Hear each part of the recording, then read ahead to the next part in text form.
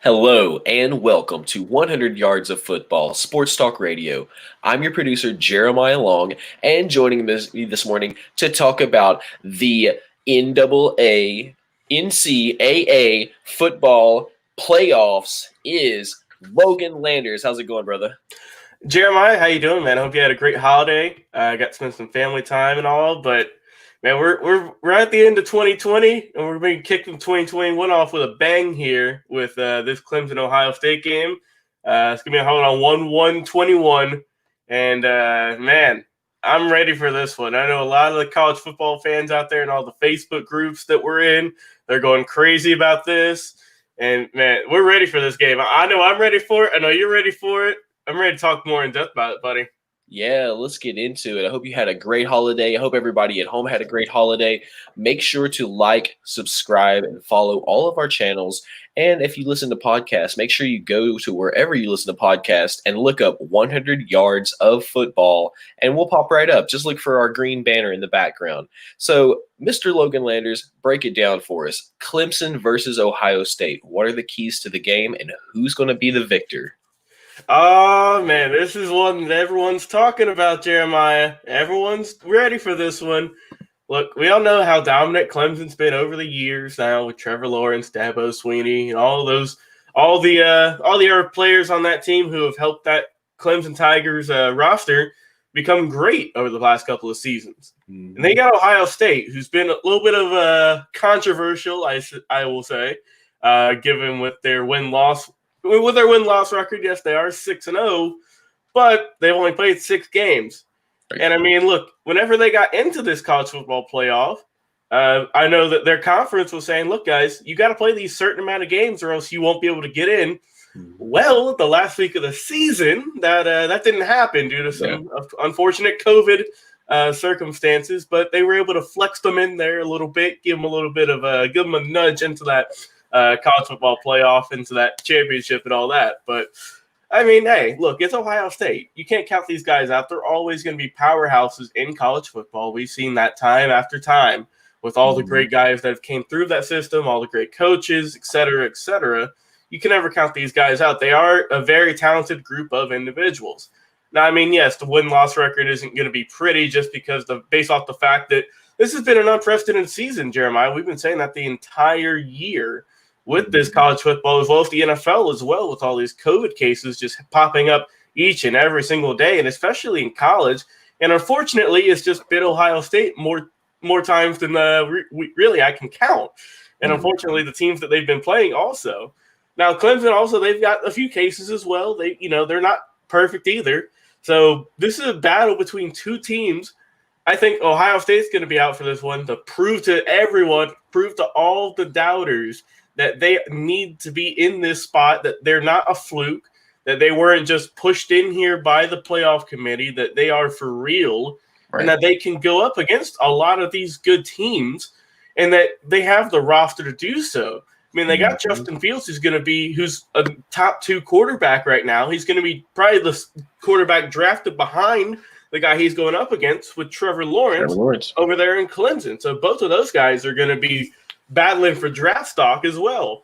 So it's going to be very interesting to see, and I'm looking forward to this. Now, talk about Ohio State first. Well, yes, they are 6-0, like I've mentioned before, but they have beat some good teams. They've beaten Penn State back on Halloween. They were the number 18th ranked team in the country. And they beat Indiana as well, who's a top 10 team. They beat them by a touchdown. So, I mean, they also beat Northwestern, too, to win get their championship, too, to get into this, basically, to lock it in.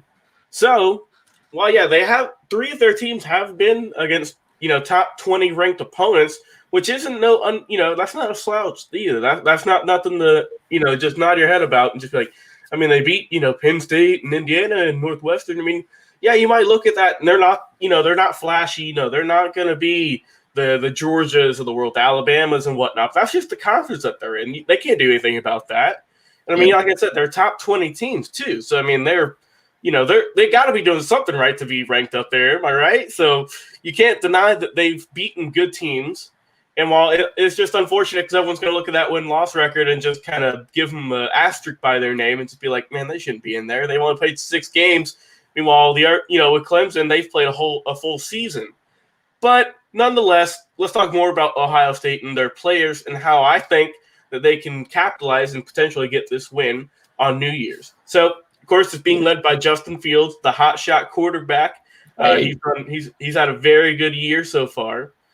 Former UGA boy, of course, decided to transfer over there a little while ago, and he's been kicking it ever since. He's been doing a great job. I mean, look, this guy's the number 2 quarterback right now in the world going into the draft in a little bit, and this is really going to help a lot of scouts prove is this guy for real in the playoffs when it's clutch time. That's where you make the big money. It's fine to do what you do in the regular season, but it really pays off to see what you can do in these college football playoffs and in the playoffs in general if Ohio State can get even further into a championship game. So Fields has had a really good year, 1,521 yards on a 72% completion percentage, averages 9 yards a throw. He's got 15 touchdowns on the year. He's got a couple of interceptions. He's got 5. That's not too bad. Like I said, he's not. People are thinking that he might be the Heisman.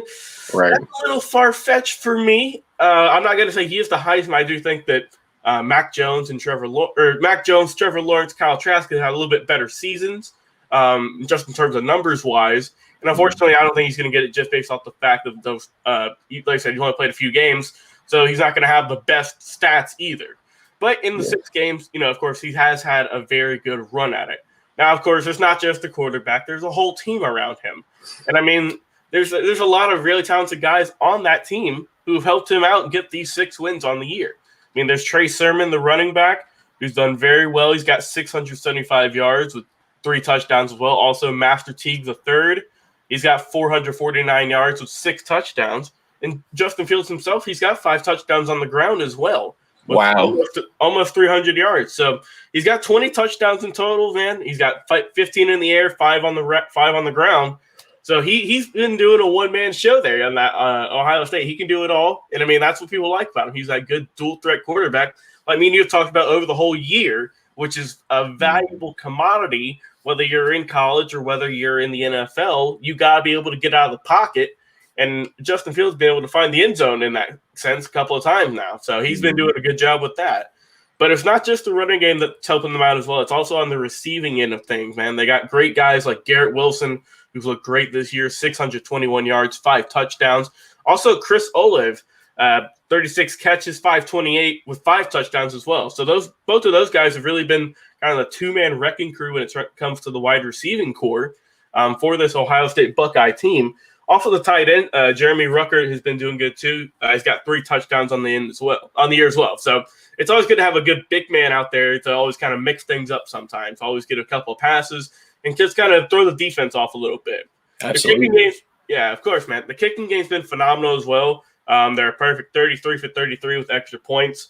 The field goal attempts, they're only 6 of 10. That can be improved a little bit, of course.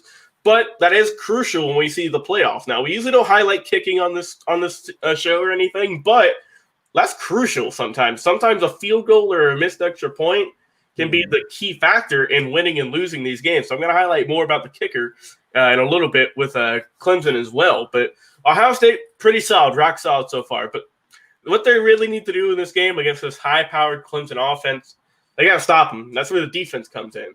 This is where all the big boys come to play.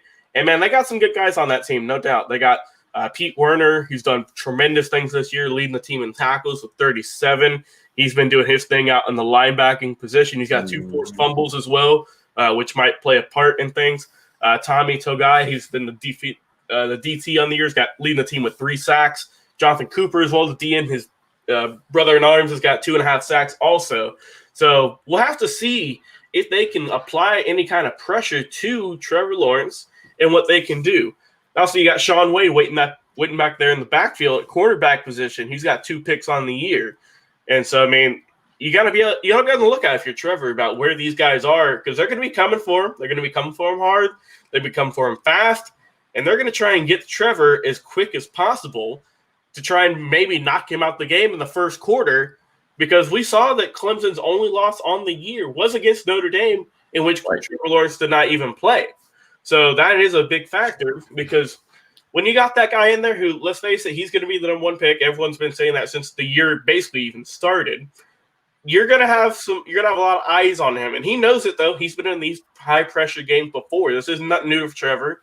Right. He knows that these guys are going to be trying to come at him quick, try and knock him out, get him some big hits. But I know he's got the tenacity to get those hits and get right back up. I know Trevor. Yeah. He's got a lot of he's got that winning mentality. You know, he's got that heart of a champion. So let's talk about Clemson a little bit before we wrap things up here. So Trevor's done. I mean, he's done what Trevor's done. Well, what more can you say? He's got 2,753 yards on the year, 69% completion percentage, 22 TDs with 4 picks. So very good year from Trevor, of course, just solidifying that he is going to be the number 1 pick to the Jacksonville Jaguars. The way it's looking, they locked in their number 1 pick yesterday. So it looks like he's going to be going to Jacksonville. Wow. The way things are looking right now. So we'll have to see how that's going to go. They might pull the upset and go with someone different, but all the experts and all of us here at the team, we're all going to be saying that he's going to be going to Jacksonville. So we'll see how his career pans out after that. But he's got to get through this game first before he gets to the NFL. So it's not just Trevor Lawrence, of course. Whatever I talk about Clemson, you got to talk about his friend. You got to talk about the guy who's the all-time ACC leading rusher. You got to talk about Travis Etienne, who I always say on this show, Jeremiah, you know that if it wasn't for Trevor Lawrence, this dude would be a star everyone's talking about. Absolutely. Man, he's done great wonders for the Tigers in his entire career. 882 yards on the year so far, 13 touchdowns as well, which is phenomenal. And Trevor's also done good on the running game, too. Let's not front on that. He's got 7 touchdowns, too. While he's not looked at as a mobile quarterback, per se, he does have the ability to get those long, lanky legs out there and get into the end zone. It's kind of unexpected. So, I mean, Fields, I believe, had 5 touchdowns, and he's more looked at as the quicker kind of quarterback who's going to juke you out more. But Trevor, he's got that sneaky elusiveness, I like to say. You know, he can get around some defenders. He can get in the end zone. He's no joke, too. So, I mean, you got to look out for that as well. They might do a lot of RPOs, too. You know, they might give it to Etienne, but you might think that's going that way. But no, Trevor's going the other way, going into the end zone. So, right. You got to be prepared for that if you are Ohio State, because they have run that, they run that play a good bit. And, I mean, it's worked. I mean, Trevor's got in the end zone 7 times. So, they got something that's going for him. But Trevor's got a great crop of wide receivers also. Mari Rodgers, the wide receivers. He's got 69 catches on the year, 966 yards, which is phenomenal. 7 touchdowns to boot. So he's been really helping out with that Clemson Tiger offense on the receiving core. Also, the next leading man up is Cornell Powell, 45 catches, 743 in the air, and 5 touchdowns to boot. So both of those guys, like I said, we talked about Ohio State with their 2-headed monsters over at the wide receiving core. Clemson's right there with them, man. They've got some studs on that side as well. But we're going to talk about some defense now. That's crucial. That is crucial in this game. Yes. Man, let's do it. So, of course, Balin Spector, the guy who's everyone's been talking about for this Clemson team. And why not, man? He was leading the team in tackles with 61. So he's been doing his thing. Also, they got some monsters at the linebacking DN position. They got Trenton Simpson, who's got 4 sacks on the year. Miles Murphy as well has got 4 sacks. So they've got some guys who are going to get to you, Jeremiah. They have some absolute studs. As a team this year, they got 44 sacks. So they're not going to be taking Justin Fields lightly. They're going to be going at him probably even quicker than they're going to be going at Trevor Lawrence on the Ohio State side. Also, Nolan Turner, the safety's done great as well. 3 picks to boot this year. So you always got to be on the lookout for that, because look, man, sometimes an interception is what can lock these games up in the end. It might be a fourth quarter, say Ohio State's down by a touchdown or something, and they're driving on the field and they're trying to get that last push in the end zone with a few seconds left. Bam, interception, that'll seal the deal, and that's what those guys are there for. And I mean, look, that might be very well what it could come down to. It might be more of a defensive battle. But also, let's talk about the kicker real quick before we can wrap things up here. They've done absolute wonders this year. 60-61 from extra point. Can't get too much better than that. And then there's a field goal. They're going 18 of 22, which isn't too shabby. Okay. So, I mean, both of these guys, they're not perfect from field goals, of course. Extra points, you can pretty much lock those in for the most part. Mm-hmm. But if it's a long, I'd say probably a 50-plus yard field goal, you might want to be on the edge of your seat a little bit because you might not know where it's going to be going. It might go through the uprights potentially for these teams, but it might also miss wide right, wide left, or clink off the post. So that's going to be interesting. And we've seen how crucial, like I said, kicking can be in these tight games. That might be the difference between win and loss. So overall, man, just my final thoughts on this game coming up on New Year's. I'm looking forward to it. It's going to be a knockout brawl, I think. And man, I'm ready to see these top two quarterbacks going into the draft. I'm ready to see them go at each other. I'm ready to see them just tear each other apart on the offensive side of the ball. I don't want to see a defensive battle, man. No one wants to see defense, man. We want to see high scoring games. That's always what you love to see in college football. But if I had to go with the winner in this one, I'll throw my pick out there. I'll go with Clemson. I'm not going to give out a score because I'm not good at scores by any means necessary. But I'll go with the Tigers to get the win in this one. I just think they got a little too much firepower on both the offensive and defensive side of the ball. Plus, you can't ever count out Trevor Lawrence, Dabo Swinney, and all those great guys they got over there who've won championships before. So I got Clemson winning this one, Jeremiah. That's my final thoughts on this game. That's incredible. I mean, this is going to be a huge game. Do you think that years from now, let's say 10 years from now, that we'll look back and think Justin Fields versus Trevor Lawrence, people got to see those two people go back-to-back in a college game? Will it be that legendary for both players, do you think? Yeah, I think so. The way that, everything's looking right now with both of those guys, just their career trajectory, how talented they are at such a young age as well. I mean, they're seasoned veterans in college football, but, man, I think everyone's ready for them to take the next step now and see how they can really, shake out. Because we've seen a lot of great legends, a lot of great players come through college football that haven't quite panned out in the NFL. But it's looking like both of these guys have that 5-star ability to go to the NFL, to go to the next level, and to do as better as they did in college. They can do even better in the NFL. So I think that this might be a game that we look back on, like you said, Jeremiah, in like 10 or so years, and just think, man, we saw these guys who were young at the time. They're seasoned veterans in the NFL now, but look back in 10 years, think, man, these guys were special then, and they're going to be special in the NFL. I know that. Yeah. Whew. Well, I know that everybody watching at home cannot wait for this, and everybody here at our staff definitely cannot wait because we want to see what happens next. We want to see if Clemson's going to make it on to that final, and we want to see what these two quarterbacks, which eventually will have legendary status. They already are legendary college quarterbacks. We're going to see what these two quarterbacks do. So for all of you watching at home, make sure that you put in the comments what you think the final score will be for Clemson versus Ohio State.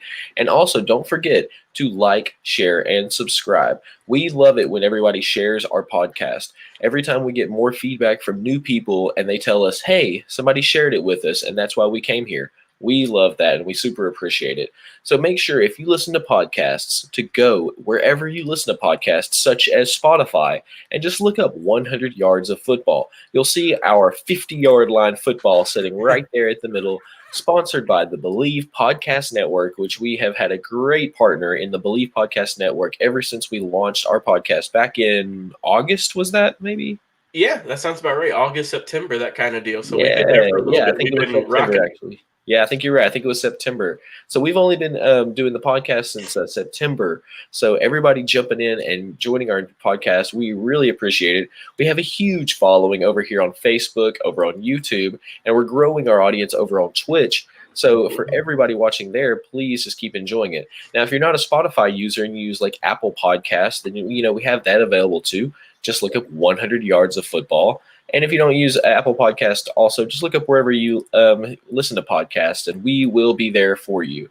So for the entire team here at 100 Yards of Football, I'm Jeremiah Long, the producer, and I've been joined by our host with the most. His name is Logan Landers. Logan has been kicking butt and bringing us the best in sports casting for nearly a year now, right? Yeah. Yep. Been there since January. So I'm coming up on the 1 year. That is for me, that's really exciting, bro, because the amount of things we've been able to do in the past less than 1 year is just mind blowing. And I love all the guests that you bring on, the coverage that you bring. And for everybody watching, this man will go out and he will seek out a local sportscaster with the great teams that we want to cover, bring them on the show so that we have an on the ground from the fandom perspective for every single game that we cover. And that's really important because, yes, we all love the games, we all love to watch. But what's really great is to have someone local on the ground who knows the history of the schools, he knows the legacies of the players, and even those little inside tidbits that everybody really needs to know to understand the full scope of the game. Those are the people we bring in. And Logan, you've been bringing those people consistently throughout your entire less than 1 year career so far here with us broadcasting. And I just want to say appreciate it to you. And as we come to the end of the year, appreciate all the work that you're doing here at 100 Yards of Football. And everybody, I think, watching and listening will agree that bringing that information has been keeping everybody really tight and everybody understands what's going on. And that's just super important. So for the whole team here, thank you. For everybody watching, thank you to you, Logan, and to the rest of the team. And keep watching 100 Yards of Football. Thank you guys so much. We'll see you soon.